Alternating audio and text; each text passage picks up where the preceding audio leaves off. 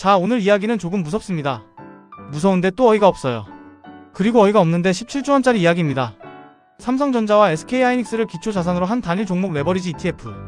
이게 상장된 지 딱 한 달 만에 순자산 17조원을 돌파하면서 코스피 전체를 들었다 놨다 하는 괴물이 되어버렸습니다.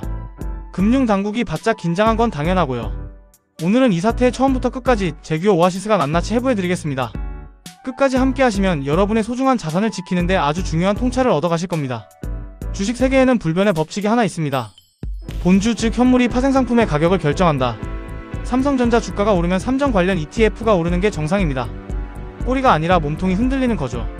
근데 지금 코스피에서는 이 순서가 완전히 뒤집혔습니다. 이걸 두고 웹도독 현상이라고 부릅니다. 징역하면 개가 꼬리를 흔드는 게 아니라 꼬리가 개를 흔든다는 뜻이죠. 어떻게 이런 일이 벌어진 걸까요? 삼성전자와 SK하이닉스를 기초자산으로 한 단일 종목 레버리지 ETF는 기초자산 일간 변동률의 2배를 추정하도록 설계된 상품입니다. 하루 수익률 2배를 맞추기 위해 이 상품들은 장 마감 전후로 현물과 선물을 대규모로 기계적으로 사고팝니다. 주가가 오르면 추가 매수, 내리면 추가 매도. 이른바 숏 감마 성격의 리밸런싱이 자동으로 작동하는 거죠. 감정도 없고 판단도 없고 그냥 알고리즘이 기계적으로 움직이는 겁니다. 문제는 바로 규모였습니다. 2025년 5월 27일 상장 이후 단 한 달 만에 순자산이 17조 3,846억 원으로 급성장했습니다. 그리고 삼성전자와 SK하이닉스는 코스피 시가총액의 50% 이상을 차지하고 있습니다. 이 두 가지가 합쳐지면 어떻게 될까요? ETF의 리밸런싱 물량이 코스피 전체를 들었다 놨다 하는 건 시간 문제였던 거죠. 결과는 충격적이었습니다. 단일 종목 레버리지 ETF 상장 이후 한 달간 코스피 사이드카는 무려 13번 발동됐습니다. 서킷 브레이커는 6월 23일과 26일 불과 일주일 사이에 두 차례나 발동되는 이례적인 상황이 펼쳐졌고요. 2026년 한 해 사이드카 발동 횟수는 이미 31번으로 글로벌 금융위기였던 2008년 연간 기록 26번을 가뿐히 넘어섰습니다. ETF라는 꼬리가 코스피라는 몸통을 흔드는 웹도독 현상. 이게 바로 지금 우리가 직면한 현실입니다. 그럼 여기서 이런 생각이 드실 수 있어요. 우리나라만 이런 건가? 한국만 유독 이런 문제가 터진 건가? 아닙니다. 웹도독은 글로벌 공통 과제입니다. 먼저 미국 사례를 보겠습니다. 테슬라, 엔비디아, 페이팔 등 빅테크를 기초자산으로 한 단일 종목 레버리지 및 인버스 ETF가 2022년 전후로 대거 출시됐습니다. 배율이 1.25배에서 2배 수준으로 상대적으로 낮음에도 불구하고 본주 급락시 ETF의 기계적 매도가 하락을 가속화하는 꼬리가 몸통을 흔드는 역전 구조가 동일하게 나타났죠. SEC 즉 미국 증권거래위원회는 이 상품들을 고위험 상품으로 분류하고 운용사와 판매사의 적합성 및 설명 의무를 강화하는 방식으로 규율했습니다. 상품 자체를 금지하기보다는 투명성과 책임을 강화하는 방향을 택한 겁니다. 유럽은 훨씬 보수적으로 접근했습니다.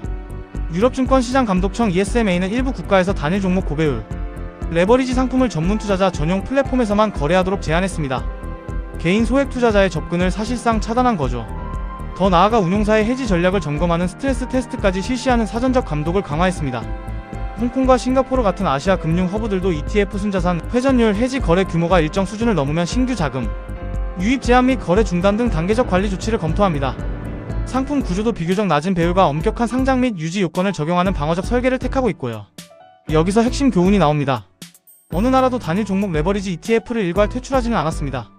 하지만 접근성 제한 더하기 공시 강화 더하기 해지 구조 투명성이라는 정교한 규제 조합을 활용했다는 것. 한국도 바로 이 지점을 참고해야 합니다. 자, 이제 진짜 핵심으로 들어가 보겠습니다. 금융당국과 증권업계가 꺼낸 카드 바로 예탁금 상향. 왜 상폐 즉 상장 폐지는 안되고 하필 예탁금인지 그 배경을 살펴보겠습니다. 이 논의의 불씨를 댕긴 건 폭발적인 손실 데이터였습니다. NH투자증권을 통해 KODX SK하이닉스 단일 종목 레버리지 ETF에 투자한 투자자 10명 중 8명이 손실을 보고 있다는 충격적인 집계가 나왔습니다. 레버리지 ETF 특유의 음의 복리효과, 영어로는 발러틸러티 드래그라고 부르는 이 구조적 함정 때문에 출시 한 달 만에 14개 3점 및 닉스 레버리지 ETF의 한 달 수익률이 전부 마이너스를 기록했고요. 삼성전자와 SK하이닉스 단일 종목 레버리지 ETF의 평균 등락률은 각각 마이너스 24.6%, 마이너스 25.6%에 달했습니다. 일부 상품의 회전율은 200%에 육박할 정도로 초단타 매매가 집중됐죠. 솔직히 이 정도면 투자가 아니라 헌금에 가깝지 않나요? 그렇다면 왜 바로 상폐를 하지 않는 걸까요? 아이러니하게도 이 상품들은 현행 상폐 요건에 해당되지 않습니다. 보통 ETF가 퇴출되는 이유는 거래가 너무 없어서입니다. 근데 이 ETF들은 거래가 과도하게 활발한 것이 문제인 상품이거든요.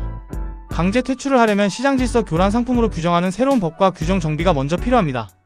그런데 이미 17조원 규모의 자금이 들어가 있는 상황에서 강제 퇴출을 감행하면 투자자 손실, 책임, 소송 리스크, 시장, 신뢰 훼손이라는 3중 폭탄이 한꺼번에 터질 수 있습니다.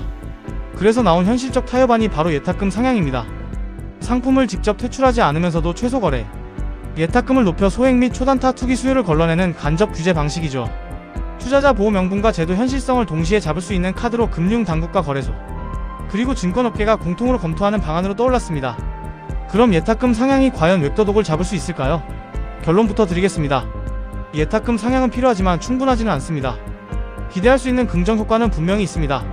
예탁금이 높아지면 소액 투자자의 진입 장벽이 올라가고 초단타 매매 계좌들의 거래 빈도가 줄어들면서 회전율과 1일 거래 대금이 감소합니다.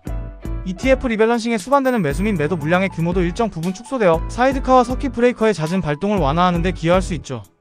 투기적 수요를 질적으로 선별하는 효과도 있고요. 하지만 구조적 한계는 명확합니다.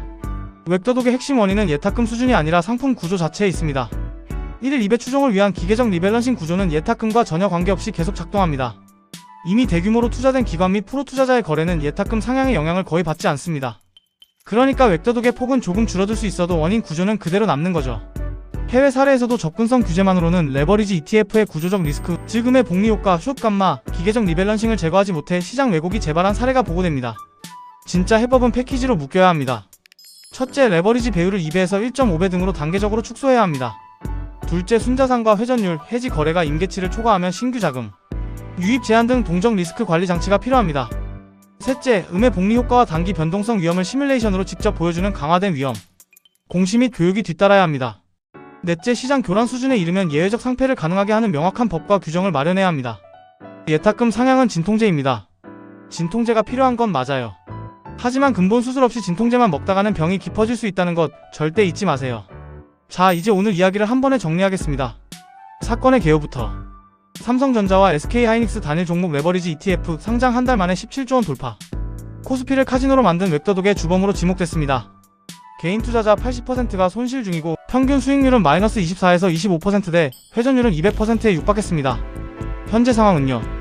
상패는 제도적 난관으로 사실상 불가능한 상황입니다. 현실적 대안으로 예탁금 상향이 추진 중이지만 투기적 소액 수요는 걸러낼 수 있어도 구조적 시장 왜곡을 근본 해결하기에는 역부족입니다. 앞으로의 과제는 명확합니다.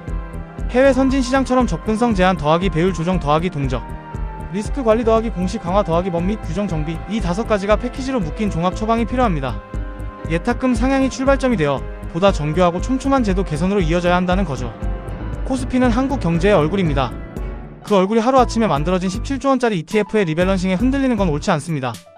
오늘의 핵심 한 줄로 마무리하겠습니다. 꼬리인 ETF가 몸통인 코스피를 흔드는 건 개그지만 17조 원짜리 개그는 아무도 웃을 수 없다. 진통제인 예탁금 상향은 맞았으니 이제 진짜 수술인 구조개혁을 준비할 시간이다. 마지막으로 한 말씀 드리겠습니다. 이 영상 보시면서 끄덕끄덕 하셨죠? 근데 좋아요는 아직 안 누르셨죠? 그거 알고 보면 음의 복리 효과랑 똑같은 겁니다. 안 하면 할수록 손해예요. 지금 바로 눌러주시면 여러분 포트폴리오에 2배 레버리지가 걸립니다. 정신적으로. 그리고 오늘 내용이 더 궁금하신 분들 블로그에서 제규어 오아시스를 검색해주세요. 훨씬 더 깊고 훨씬 더 날카로운 분석이 여러분을 기다리고 있습니다. 시장이 아무리 흔들려도 정보로 무장한 투자자는 흔들리지 않습니다. 제규어 오아시스와 함께라면 정글 같은 시장도 두렵지 않습니다.